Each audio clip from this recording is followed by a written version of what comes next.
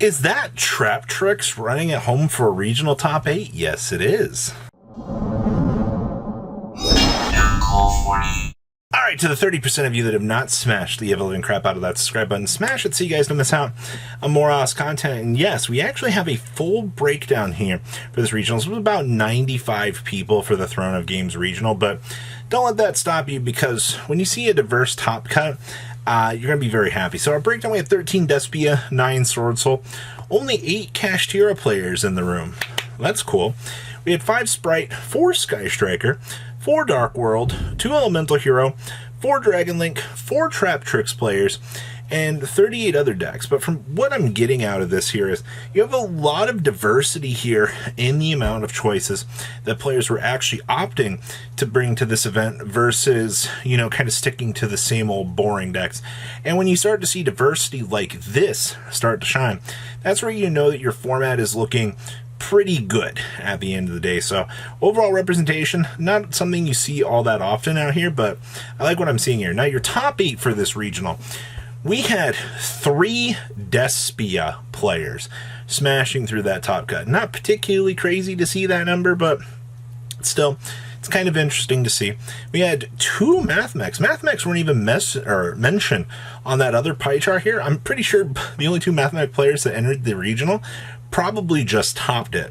We also had 1 Rika / plant / good stuff variation. You guys typically know how that goes for how that deck plays. We also had 1 Traptrix deck in the top cut. And I'm very happy to see that Traptrix, of all things here, stepping on into the light, new structure deck, new goodies, actually working itself out here. And then we had 1 Kashtira player. Wow, I feel like this deck is on the massive back burner of things here, not getting really a huge chance to showcase what it's doing, so that's kind of hilarious there. Now, our first place deck actually winning the event was actually Kashtira. You mean to tell me that the only Kashtira deck in the entire vastness of the top cut made it in to first place? Yeah, it did. We're featuring off the Triple Book of Eclipse here. No real shocker there. We have lances for defensive options. We're actually siding shifter, so if we run into a matchup that isn't super fun for us, we can go ahead and pull for it. Extract down here, the Garud is kind of interesting. And then we're playing set rotation. I see.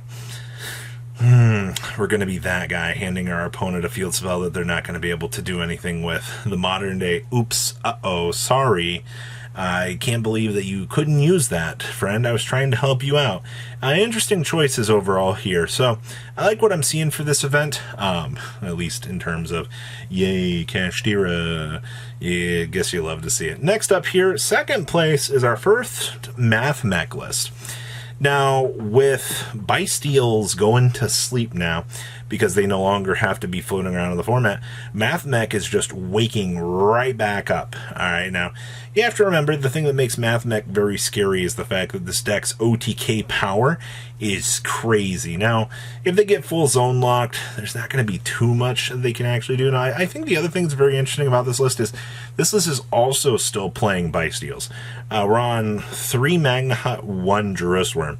So overall, I mean, even though certain cards are still kind of phased out of the format, this deck of all things, just go ahead and stick a Bysteal on the field and go ahead and extend with it. I mean, worst case, it's an extra body for you to link summon with. Triple Parallel Exceed, so you can go ahead and further combo up, and then we're doing double Superfactorial. 1 equation for this. Yeah, nothing else really looks too out of left field here. You really do love to see it. Third place here is our first of many Despia decks that we're going to be seeing here. So the big thing that makes this deck super cool is the Expulsion here, handing our opponent whatever target that we choose to play. Actually, I don't even think we're doing anything really too crazy with the Expulsion here, which is kind of crazy because, okay. Interesting. We're citing an Ash Blossom and Joyous Spring just so we can have it for crossout. Is that what's going on here? Triple Fusion Deployment, which I talked about previously. We're seeing Fusion Deployment start to show up kind of as like a 3 of, or like some. I don't think I've seen a 2 of. I think it's just been 1 or 3 for the most part here. I do like the Gold Sarcophagus in here for the McCourier as well, but outside of that, I don't see anything really two left field here. Dark holes for generic board wipes are going to be something that this deck kind of needs to have access to as well. So good stuff. I'm glad to see that Despia is still, at the end of the day, doing a fantastic job out here, just in the generalness of the format. Here's our Traptrix list.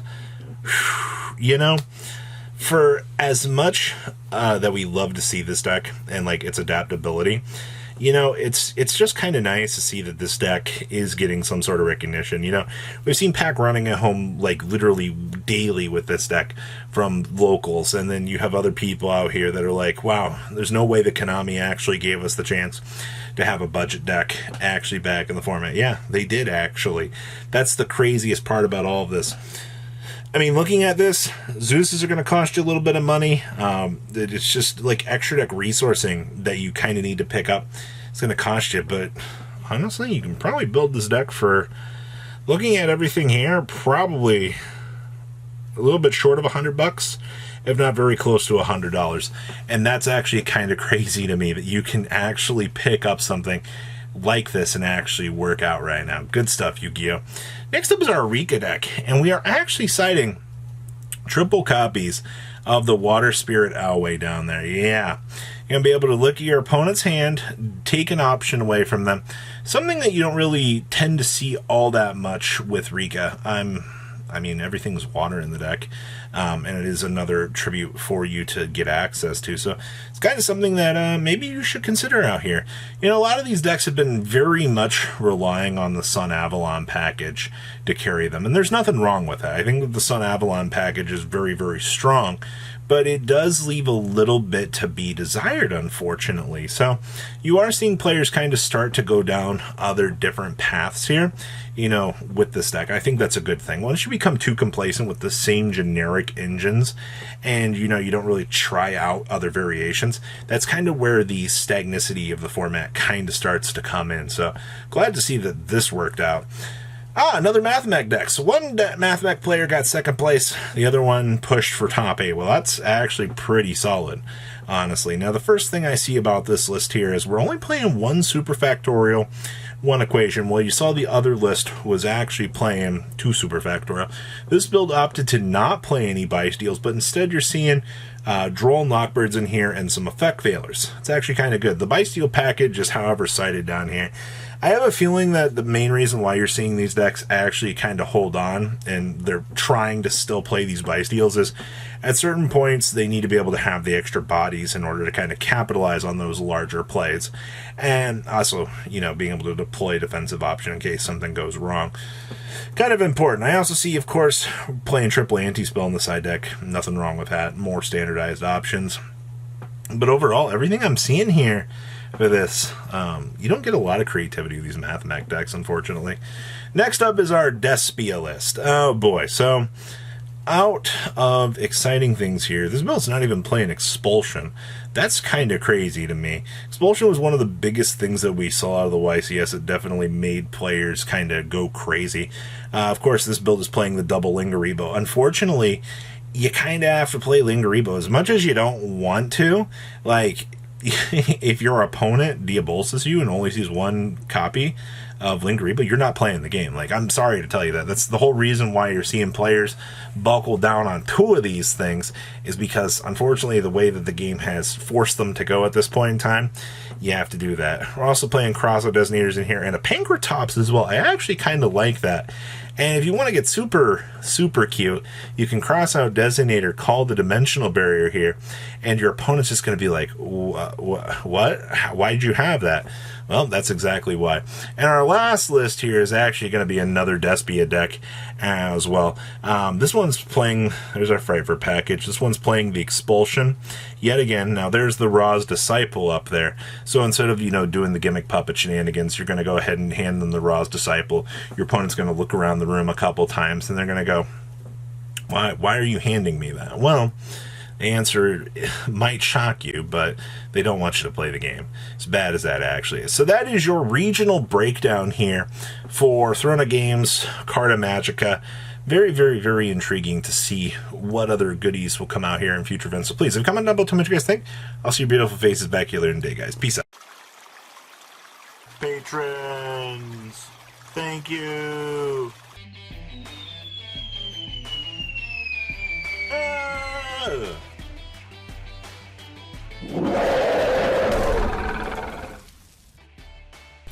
Thank you so much for watching. Check out these other videos.